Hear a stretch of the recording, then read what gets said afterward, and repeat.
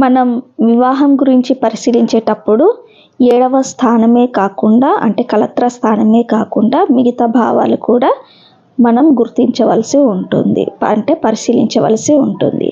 అది కుటుంబ స్థానమైన 2వ స్థానం, సుఖస్థానమైన 3 4వ స్థానం, సౌభాగ్య స్థానమైన 8వ స్థానం. అంటే ఇది 7 కదా, ఇది 8వ స్థానం. అలాగే కలత్ర స్థానం, అలాగే శయ్య సుఖ స్థానం 12వ స్థానం. ఇవి మనం పరిశీలించవలసి ఉంటుంది. అలాగే ప్రేమ స్థానం కూడా 1 2 3 4 5 ప్రేమ స్థానం కూడా మనం పరిశీలించవలసి ఉంటుంది. 2వ స్థానం, 4వ స్థానం, 5వ స్థానం, 7 8 12 ఈ స్థానాలు మనం పరిశీలించాలి. ధన్యవాదాలు.